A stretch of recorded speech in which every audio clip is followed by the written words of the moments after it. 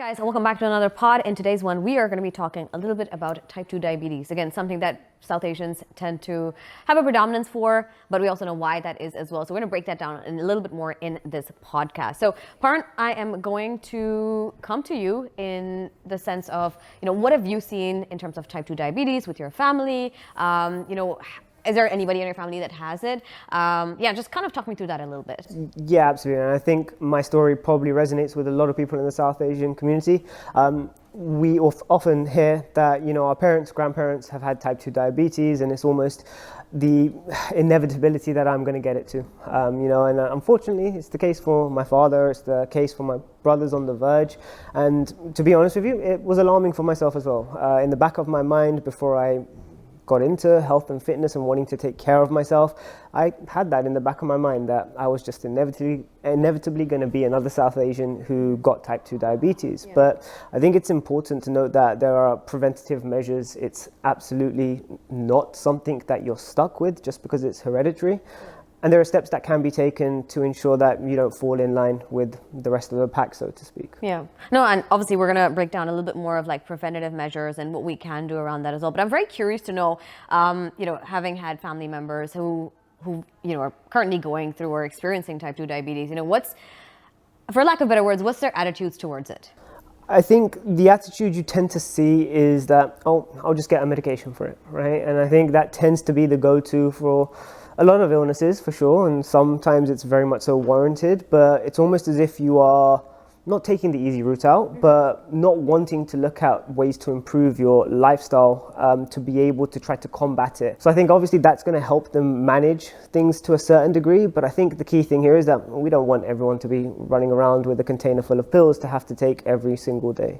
No, I agree, and I don't think it's so much down to the pills are one thing because they consider medicinal aid to be a godsend, and it's almost like, well, this is all I have to do. And you're absolutely right that most of the older generation who currently are, experiencing type 2 diabetes, or they feel like that's all they have to do without not even the need, but it's not the want. There isn't a want, and they always talk about, well, I have to reduce my diabetes, I've got to do this, I'm going to cut this out, and I'm going to ask you a question on this as well in a minute. But I see that a lot more with like the older generation and their approach to certain illnesses, certain chronic illnesses, as well as that their demeanor to it is almost very throwaway, where it's, I'll go for the easy option. I'll not want to make that effort as well. And I like to go back to this quote of, what got you here will not get you there. So just by continuing on by taking that medication, you're not going to improve your health.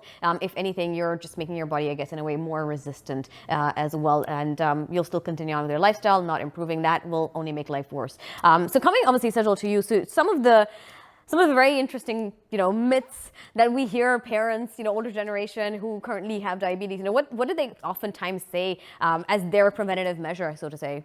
You know what, there's so many myths out there.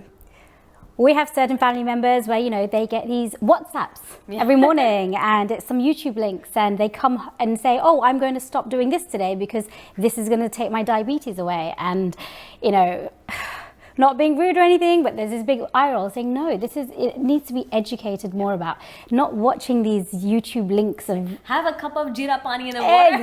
Exactly. or cut out your mithai. Or the other one was, cut all dairy.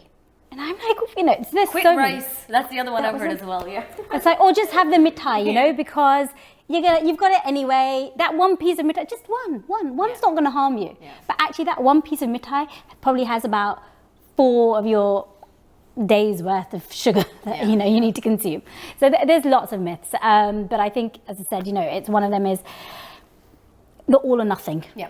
Mentality as well. It's I'm just going to have it. It's okay. I'm on injection. It's fine. But actually, the biggest thing is the education around it. Mm-hmm. A lot of us as South Asians, we do have family members that have diabetes, and another myth that's in my family, for example, is my grandparents have had it, but my mum's generation hasn't had it. So it's like, it skipped a generation, so Sejal, it's definitely going to come to you. Oh. This whole, and it's just one myth after another, and it's actually like, it doesn't matter whether it's going to come or not. What can we do to try and prevent this from coming? Mm-hmm. No, absolutely. And so I think that comes to a lot of dietary, lifestyle, a lot of those kind of things. So I think with the myths, it's forget these myths, just act on it, act on preventive preventive situations. Yeah, no, absolutely. Now, obviously, myths tend to arise from some format of truth. It does get twisted along the way, along the millions of WhatsApps that get forwarded to all the family members. But like I said to you, that some common myths are around, quit sugar, quit rice. There is some form of truth in that. And, Dee, I want you to expand a little bit more into like exactly what type 2 diabetes is. Let's get people more educated around that front first off, and then we'll talk a little bit more about some of the preventative measures that we can start taking right off the bat. Sure. Okay. So when we're talking about diabetes, what we're essentially talking about is type 2 diabetes. We're talking about type 2 diabetes, which is driven by a combination of insulin resistance and then a decline in beta cell function in the pancreas and the production of insulin. Insulin regulates our blood glucose and pulls it back down to homeostasis. But if we have certain risk factors, whether it's body fat levels or like liver fat accumulation or high amounts of fat in our muscle tissues, if we have all of these things that are popping up, insulin then can't do its job, and then it ends up hyper excreting to the point where then there's a decline in insulin production and a gradual death of the cells that produce insulin. So essentially, diabetes is not a disease of sugar excess. It's not a disease of sugar excess. It's a disease of energy excess as a whole in combination with body fat distribution. So for example, like European females in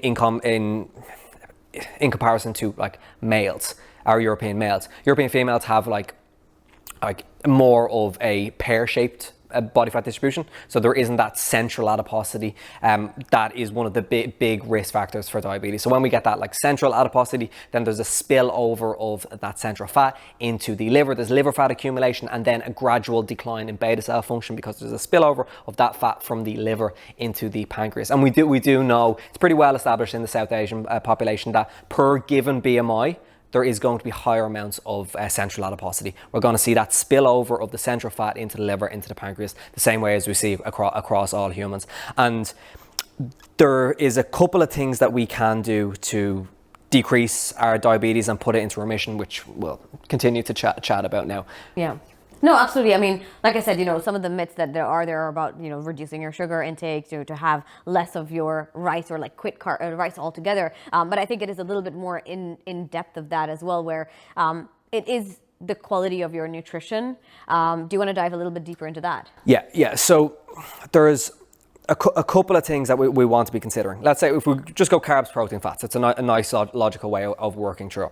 So carbohydrates, sugar in particular, it's not inherently detrimental. Sugar isn't causing diabetes. It's total energy excess. Sugar, as a broad food group, or added sugar in particular, it's very calorie dense. So it's the thing that drives you into a surplus, but it's really the surplus that's causing the increase in diabetes risk. We know that whole grains are particularly beneficial, not necessarily because they reduce blood glucose spikes, but just in comparison to things like a refined grain, it's helpful to opt for a whole grain there. When it comes to our dietary fats, so fats again can really push us into a surplus. You can be eating a really low carbohydrate diet and be diabetic because you're over consuming calories. And we see this actually in individuals who follow a ketogenic diet. If they reintroduce any small amount of carbohydrate, they will have a fasting blood glucose, or they'll fail an oral glucose tolerance test, or one of the proxies for diabetes. So on the fat side of things, saturated fats we know increase liver fat accumulation, and we know liver fat accumulation spills over into the pancreas. So saturated fats, polyunsaturated fats, so things like walnuts, vegetable oils, are particularly protective against fatty liver accumulation. So we actually see that in periods of overnutrition, so even in calorie excess, that polyunsaturated fats are beneficial and are protective against liver fat accumulation. And then when it comes to protein, generally you want to opt for a leaner protein. So we always say that protein is very satiating, it's helpful for body weight regulation. That's not necessarily true. It's true as a general statement, but what we actually see is when you divide out the types of protein, high fat red meats, things like chicken thighs, we actually see increases in body weight. Things like Greek yogurt, things like fish, things like grilled chicken, we see that these things decrease body weight. So if you can opt for a leaner source of protein, make sure your meals are built around your protein, built around your veggies. The one major thing there that I just should have started with is the fact that we can put our diabetes into remission, but in order to do that, we need to reduce our body weight by about 10 to 15%. 10 to 15% of body weight reduction in combination with the reduction in liver fat accumulation will allow us to have this normal blood glucose, normal like postprandial metabolism, or normal like post-eating. We'll have that glucose spike, but then it'll come back down to normal, and that's what we want to see in healthy individuals. Yeah, so that's some really good points on there, and I think the last one's giving anyone a bit of a target if they want to prevent it or would like to mitigate it, or I guess in a way, come out of basically the diabetes, the type 2 diabetes. I think one thing also that sometimes we don't talk about enough, but it is still a relatively easy piece of the puzzle when it comes to nutrition, is meal timings, right? Ultimately, blood sugar spikes also will happen due to people's meal timings. Now, we all know within the South Asian culture that it is not a matter of like, here's my specific meal timings. There's a bit of willy-nilly kind of eating, we'll eat a bit in the morning, a bit in the afternoon, a bit again for lunch, and then a bit after that, and then have dinner, and then they'll eat again after that. So there's constant amount of food going in, albeit unhealthy nutrition, with like the snacking side of things, high fats, high carb, processed foods essentially. So what's the general thought process, or have you come across anything that might help somebody make a decision of, okay, meal timings will help me balance my energy release throughout the day, basically? Yeah. So I think it doesn't necessarily matter when you do it, as long as you have some degree of a structure. Mm-hmm. If you find yourself like snacking and grazing and not being prepared, you'll overconsume calories. So if you can set some sort of boundaries, just like standard ones of like, gonna have breakfast between this eating window, lunch between this eating window, snack, and then dinner. And like, we don't necessarily need to have like a shortened eating window. It might be a good idea to not be eating for 18 hours a day, essentially. It's more so like how helpful it is behaviorally. So it just helps you stay in a deficit. So like, that's actually a question I'd like to ask you, is like, what are your go-to tips when it comes to like meal structure as a whole? Yeah. I'd say I think the snacking bit is really big, especially with South Asians. We have a lot of like nasta and things like that around, which is the fried, carb, heavy sort of snacks and everything. And I think the important thing is actually out of sight, out of mind. So put those containers away, out of reach. Or just don't bring it in the house. It's difficult though when you live with in-laws and the older generation, because they have it. So yes and no. I would say that you could argue the other side and say, well, if you don't bring it in the house, then they might not eat it, and you'd help them benefiting their health as well. That is true. I guess it depends what kind of relationship you have with your in-laws or your parents, if they can allow it. But that's a different topic. But I think it's, just again, prioritizing having that protein, hydration. We don't talk about water enough as well. And actually, a lot of the time it's mindless snacking. You're not hungry. You don't really want it a lot of the time. It's because you're thirsty. I think it comes down to that structure, right? If you can at least implement some form of structure, like you said, it can be loose, but around your breakfast, lunch, and dinner, try to give yourself a window of maybe half an hour to an hour where you regularly have that. Your body will just become adapted to knowing when it's going to get some food for energy. Yeah. It's going to help with energy through the day in that right as well. And like Sejal touched on, I think ensuring that you're not forgoing the protein, getting protein even through the snacks, through the main meals, whether it's a 30-gram hit of protein, or if you're having a snack, 15, 20 grams can just help throughout the day, of course, as well. Yeah. You're going to feel hungry, mid-morning if you've just had toast and some jevra and a cup of tea. No, absolutely. That's not going to help you for later on, because you are going to get dips in energy, and then also just have just that crash. Yeah. No, 100%. We can't not have a conversation without talking obviously about training, movement in general as well. So, Dee, do you want to give your expertise on that? Yes, I'll just say the exact same thing as I said in the cardiovascular disease podcast. Just train.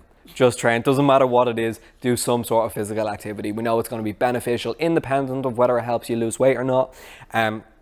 Find some sort of fit training that you enjoy. Having muscle mass is helpful from a diabetic perspective as well. So having some degree of strength training in there should be a non-negotiable. Just be physically active, find something fun to do. It's going to be really, really helpful. Yeah.